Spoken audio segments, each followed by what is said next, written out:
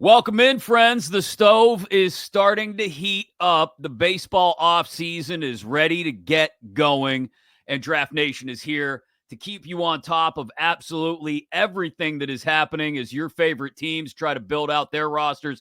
Doesn't happen just in MLB, by the way. You know, NBA and NHL have just started their seasons up, but teams already thinking about making moves.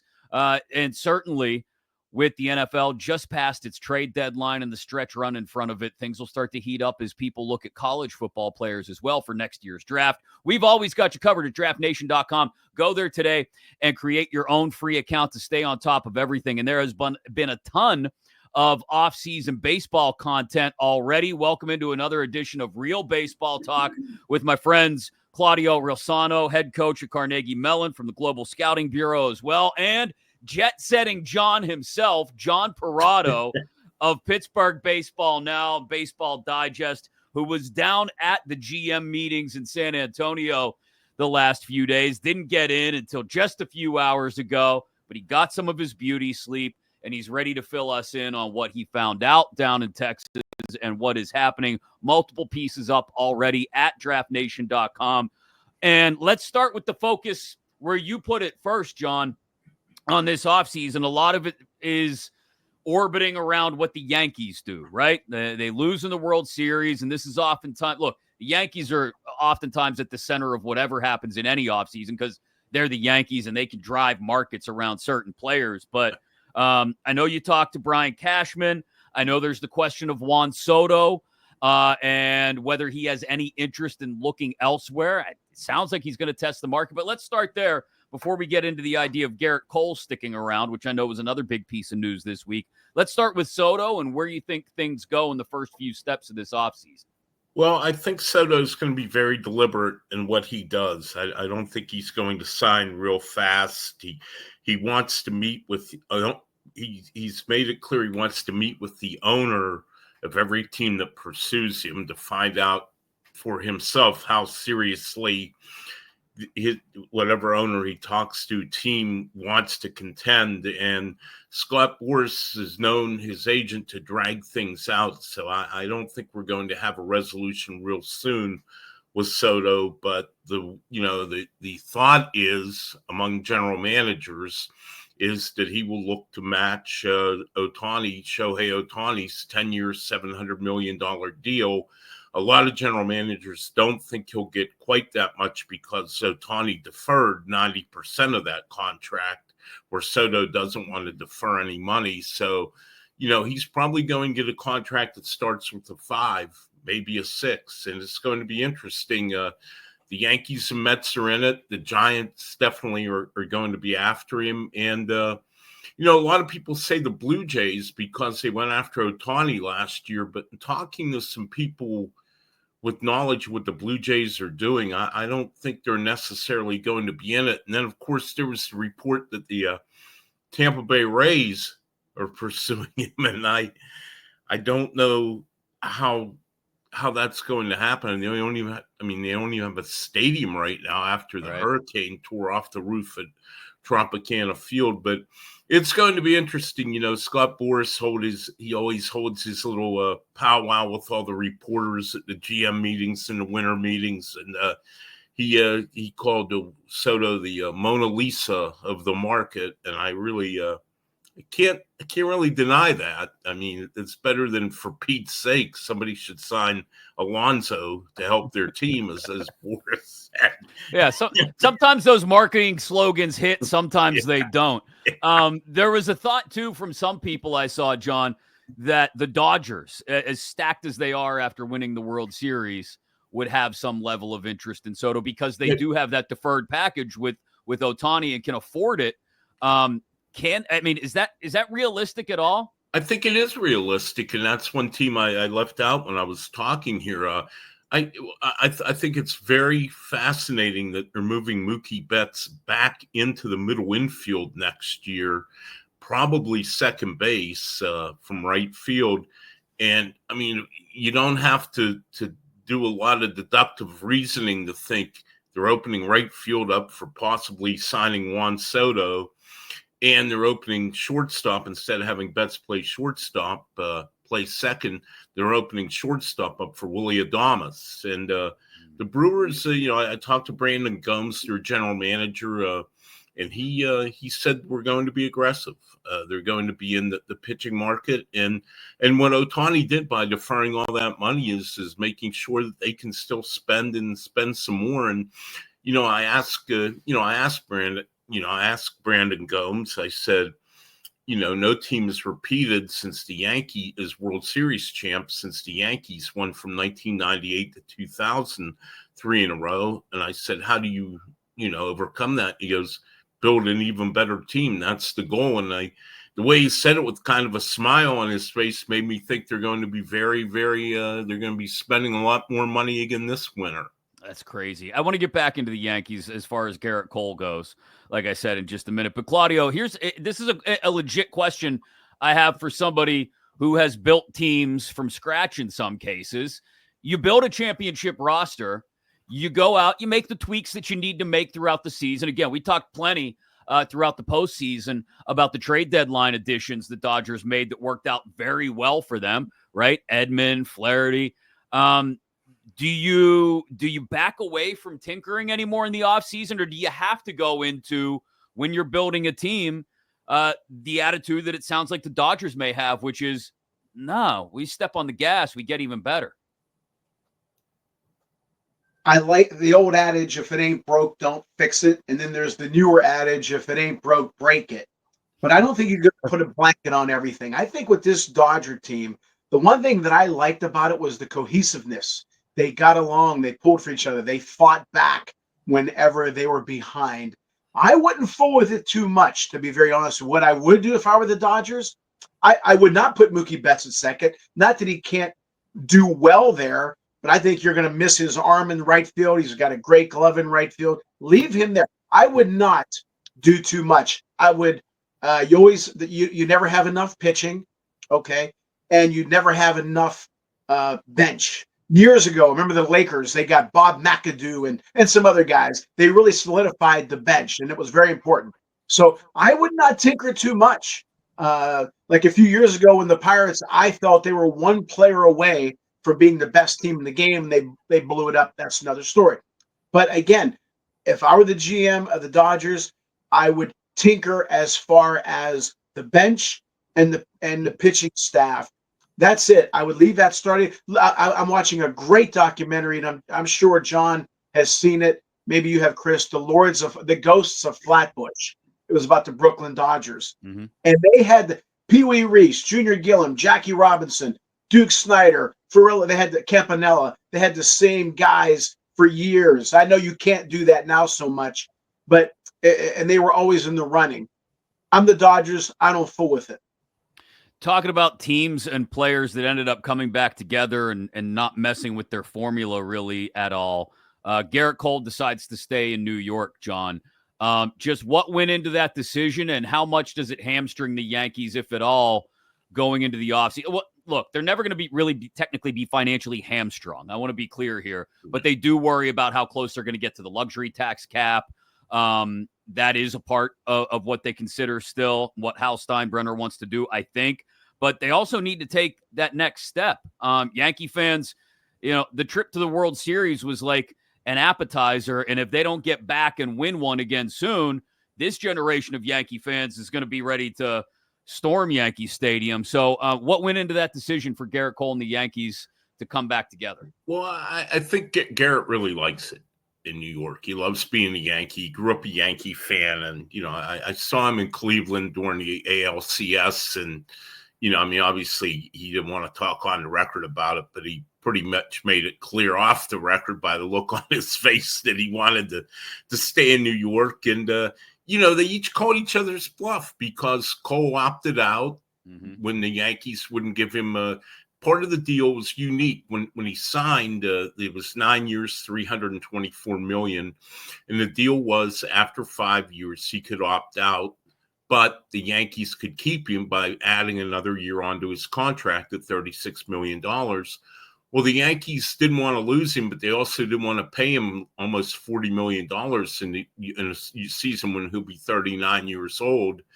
And Cole did not want to leave New York, so they each called each other's bluff, and I think they both just realized everything's good the way it is, and let's just stay as is. And, knowing Garrett as I do, and I haven't talked to him since the World Series, I'm sure he's as motivated as ever after his gaffe there in Game 5 where he forgot to cover first base. And I know what a competitor he is, and I know how much he cares, and I know that's going to eat at him all winter long, and he'll come back more ready than ever in the coming back to spring training. And, it's interesting. Brian Cashman really bristled at the fact that, some of the Dodgers after the World Series said the Yankees really weren't that good. They were probably the 8th or 9th best team in baseball, and they knew all they had to do was play their normal game, and the Yankees would make mistakes, and they would capitalize on those mistakes and win the games, which really is what happened. They did, and Cashman was not real happy about that, but he did admit, they do have their flaws. They're not a good defensive team. They're not a good base running team. I don't know how much you fix it. I think if, they have some openings at first base and maybe right field if Soto doesn't return. But I think that's just the way they're constructed. They're going to have to outslug people, and that's just and it showed up at the worst time, their flaws. Yeah, I mean, it's interesting when you think about it. You could blame, I guess, Cashman for the way he assembled the team. You could blame Boone for the way he managed it. Claudio, I know we've talked about Aaron Boone and his style of managing before. I don't know what people want a major league manager to do, though, at the point where guys are where they've been in the bigs multiple years. You're not changing the way they play the game in many instances. And you're certainly, this isn't in high school ball or college ball. You're not sitting a guy down for making a mental mistake.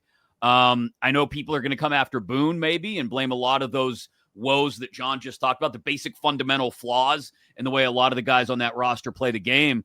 But I think a lot of it is, if you're Brian Cashman, you're admitting that, hey, we're going to build this team, like John said, to outslug opponents. It's why you go out and get a Juan Soto so he can just pull, 25 balls over the short porch in right field at Yankee Stadium. You're not going out and getting Gold Glovers and guys who are necessarily going to play fundamentally the right way all the time. Well, again, what have I been saying? Get a hitter during the trade deadlines. Pole guy, Chisholm. I thought that was a great move. You go up, if you go up and just try to hit home runs all the time, you're going to strike out a lot. And this is what you're going to get. You're going to hit 212 in the postseason. So maybe Cashman should look in the mirror and say, let's temper the analytics a little bit. Let's also work on, these guys are tremendous athletes. How hard is it for us to work on base running? Andrew McCutchen, I was asked one time, why isn't he successful stealing? He used to rock. Okay. He had a little bit of a hitch in his slide. That can be fixed. I told you a story about Ricky Henderson. When he first came up, his first movement was up, then gone. Tom Trebelhorn put a pull there, string. Ricky, don't touch it. If these things can be fixed, fielding wise, field. Do it properly. Again, the old saying, go back to basics. I say, why the hell do we ever leave them to begin with? Now, as far as signing first baseman, they need another Italian first baseman in Alonso. I think he'd be a great fit. Okay. Right field, I still think Soto, you got to remember, Boros works for Soto. Okay. Jim Valvano used to say, don't mess with Happy. Garrett Cole didn't mess with Happy. Soto is, I think, is a perfect Yankee. Stay there. I mean, what's the difference between, $600 million and $490 million? You stay in New York. But as far as building that, and I've always been a Don Mattingly manager fan for the Yankees. I guess that's not going to happen just yet. But Boone, he knows the game. Let him manage. Don't let some kid who's an analytic genius tell you when to take somebody out. That's number one. Number two, go back to basics. And don't just go for the pump every single time. Go for the pull. Let's concentrate. I've looked at my teams Whenever we've had more walks than strikeouts, we've won. It's that simple. Okay. Don't just go. The Bronx Bombers thing can still be, but let's not get too carried away with that. Let's get the right players on this team for us to win. Get rid of the analytics totally. You're still going to use them. Let's not just put 100% into them, number one. Number two, let Boone manage. Number three, go back to basics. Number four, let's see what we have here now and how can we improve other than just signing Soto. Let's get some guys who are, when they had Scott Brocious years ago at third base, did great in the postseason. I can go on and on. With the little guys, you need the big sticks and you need the little sticks too. You need the table setters. The Pirates of '79 were architected by Pete Peterson and Joe Brown perfectly. They had the speedster. They had a guy like Tim Foley who would take pitches, move a guy over, bunt. Then you had Parker. Yeah, they would bat Stargell fifth. You had a batting champion batting sixth and Bill Madlock.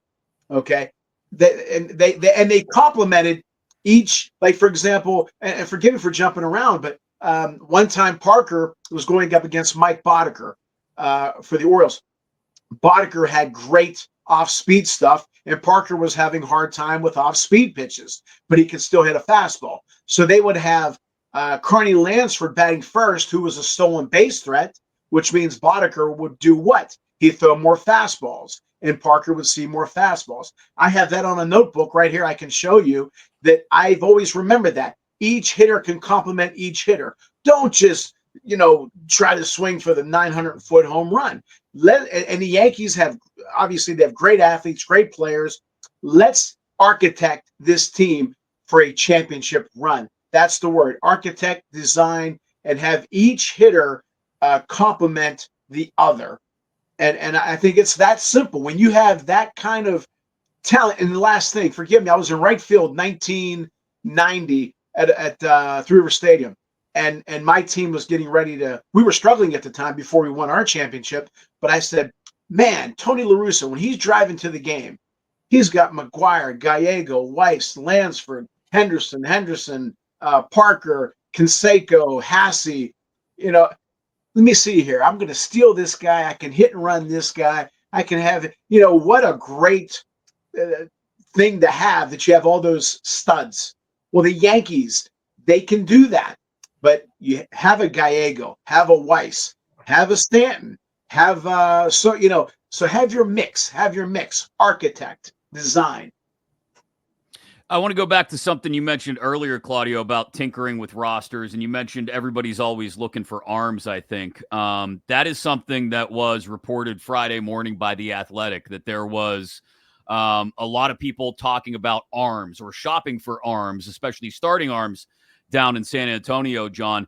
In particular, there was a report that the Diamondback starters maybe aren't necessarily being shopped, but they're listening to calls. The Pirates were very generically referenced in that report about people being interested in their starting arms, but there wasn't really much detail given there. Just while you were down there at the GM meetings, what are you hearing about, I guess, the starting pitching market, which we know there's some big ones available in free agency, and also how the Pirates may or may not tie into that? Well, the Pirates definitely are getting interest in their pitchers. I mean, even the most audacious GM isn't asking for Paul Skeens. They know he's not going, but I mean, they do have, Mitch Keller under contract for 4 more years at a pretty reasonable price. And that makes him attractive as a potential trade chip. Whether they will trade him or not, I'm not so certain. They have some guys like Luis Ortiz, Bailey Falter, not necessarily number 1 starters. They have Bubba Chandler and Braxton Ashcraft and Thomas Harrington at AAA. So they do have some starting pitching depth, but the 2, Arizona and the other one is the Seattle Mariners. The Mariners have an outstanding rotation. Plus they have a couple of other pitchers right beneath the surface in AAA. Mm-hmm. And I was talking to Justin Hollander, the Mariners GM, and I said, it seems simple. You guys need hitting and you have a lot of pitching. Why not just trade a pitcher for a hitter? And he said, when you have pitchers as good as ours, it's not that easy to do that. He goes, do you really want to get rid of a Tyler, or not get rid of, I guess, not the word to use, but he goes, do you really want to to lose a Tyler Gilbert, or do you really want to lose some of those really good young pitchers that they have, like George Kirby and that's the thing. Teams have pitching, but it's so hard to give it up because it can come back to bite you. And it's getting back to Brandon Gomes and the Dodgers, the conversation I had with him. He said we went into spring training with 12 pitchers who we legitimately thought could be major league starters at the beginning of the season. He said by the time we got to the World Series, we had 3 starting pitchers left, and we're having had that use bullpen games in the postseason. So, but Arizona, like you said, the teams you mentioned, a lot of teams want starting pitching, but those teams that have it are very reluctant to give it up, and they're really going to hold hostage. And the White Sox, Garrett Crochet, who led the American League in strikeouts, he's getting a lot of interest. In White Sox general manager Chris Getz admitted that, it's tempting to trade him, but he said again, he's only 26, and I know we're rebuilding, but if we're good in a couple of years, he'd still only be 28. So it's even hard for them to necessarily trade a guy like that. But it's going to be interesting. And, the top of the free agent market, Corbin Burns, obviously, Blake Snell, Max Fried. There's going to be some serious bidding wars for those 3 guys too. And but the old adage, when you have, when you think you have enough pitching, you better go get more. And I think that's how all teams feel, especially in this day and age where you're only getting 5 or 6 innings out of your starting pitchers most of the time. So I'm going to let my inner Pirates fan show here and ask, why would they be looking to I understand, and you make a good point. Their 4 top pitching prospects are all on the cusp of arriving or sticking at the major league level. You mentioned Chandler and Ashcraft, Harrington. You also mentioned Solometo as well, all within a calendar year of arriving or sticking at the major league level. But we also know this day and age, when guys arrive, John, at the major league level, just as we saw this past year with Skeens, they're going to be limited somewhat in that first full year at the major league level. So it's not like you can bring 3 or 4 young starters up and you're going to have your rotation intact. So I guess my question would be, are the Pirates really considering subtracting some of this starting pitching? Now, if it finds them a bat, I guess I could understand it, right? Like if you could get a corner infield bat or even a corner outfield bat, something that actually has some legitimate pop for a Mitch Keller, okay, maybe then we're having a conversation. But then you're going to find, I fear they're going to find their rotation shortchanged on the back end, especially if they find themselves in the conversation come August, for instance, when all of these young guys are having their innings and their pitches counted. Yeah. I think if they realize they need hitting, and they just don't have enough legitimate big league hitters in their lineup, the Pirates. And I think if they could get some legitimate big league hitters, and not only like big league hitters, but guys who they would have for a couple of years of control under, because I don't think they're going to trade somebody like a Mitch Keller, for example, for somebody who's going to be a free agent at the end of the year, and they know they wouldn't be able to re-sign. One team I kind of linked to the Pirates here a couple of weeks ago are the Red Sox. They have a surplus of young outfielders, and the Pirates certainly need at least one outfielder this winter. And I could kind of see those two matching up in a trade. The Red Sox have Wilyer Abreu in right field, and his stock just went up last Sunday when he was named the Gold Glove winner as a rookie. They have Ceddanne Rafaela in center field. They have Roman Anthony, who I don't think they're going to trade. A lot of people think he's the best prospect in baseball now. Finished the year in AAA as a 20-year-old, and people I've talked to that have seen him play, including Craig Breslow, the president of baseball operations for the Red Sox, raved about him too, and he didn't sound like he was ready to trade this kid. So I think that's one team. But, it's interesting. Again, there's always that delicate balance. You just when you think you have enough, you don't have enough. And the Dodgers were a perfect example of that this year. They went from being like they had enough pitchers to fill 2 rotations the day spring training opened, and by the end of the year, they're on fumes using a bullpen game. So I think teams are always very hesitant to trade pitchers. So I think the teams who do have excess pitchers are really in a position of strength right now to where they can get a really, really good return on a quality starting pitcher. I got to come back to Claudio because I know it comes back to the Paisan and Pete Alonso, and we talked about corner bats. Like, I mean, he was a guy that was talked about a lot with the Pirates, or the dots where people tried to connect the dots before the Mets got back into the race, obviously, about a month before the deadline. Claudio, I mean, look, the Pirates aren't going to spend $30 million a year if that's what the number ends up being on a Pete Alonso. That might be a bit much, but they're probably not going to spend anywhere close to that on somebody of that nature. But that's the instant kind of offense. And I know you make a really good point about, architecture lineup, but like sometimes when you've got a lineup that needs a bat, it's not so much about, delicately building things like we're playing with Tinker Toys or something like that, or Lincoln Logs. Like we're taking a guy with a sledgehammer and putting him in the middle of the lineup, right? Yeah, but you know what? Let's be honest here. John wrote a great column, as he always does, about the next Pirate hitting coach, and he has his work cut out for him. Yes, he does. But let me say this. If you're not going to go buy a new car, clean up and fix up the one that you have. They're not going to get Pete Alonso, although they should. Not just on the field, but off the field. And the fans are just going to go crazy about it. But anyway, they're not going to do that. They're going to get somebody, I don't know.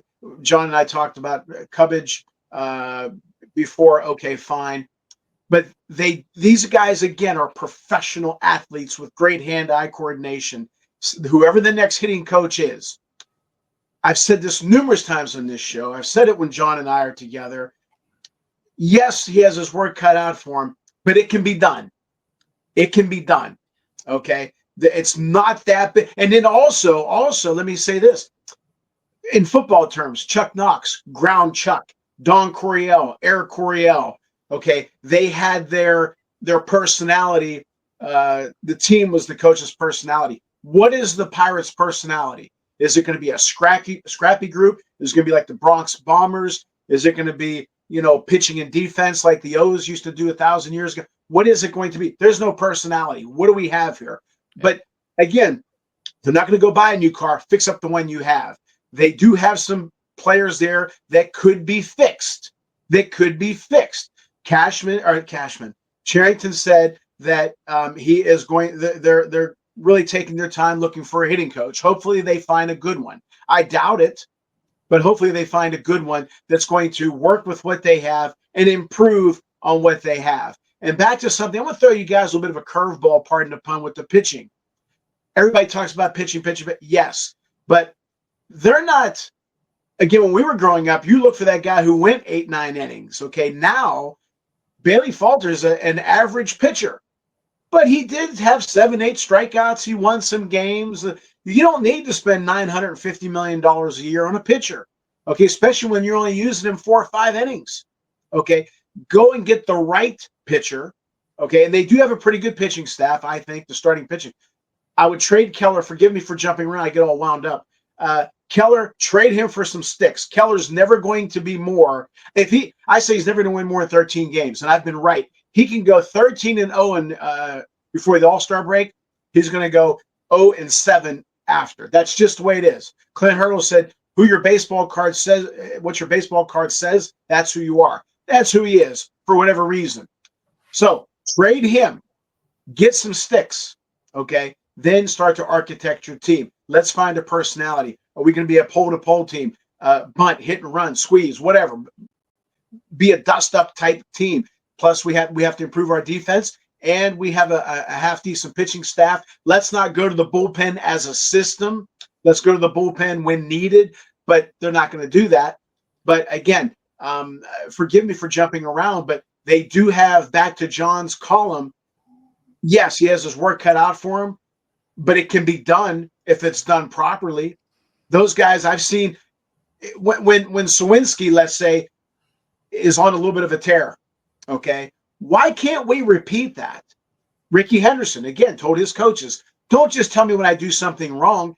Tell me when I do something right so I can repeat it." And work on those hitters defensively. Just again, repetition, repetition, repetition. But hitting wise, these guys can be better.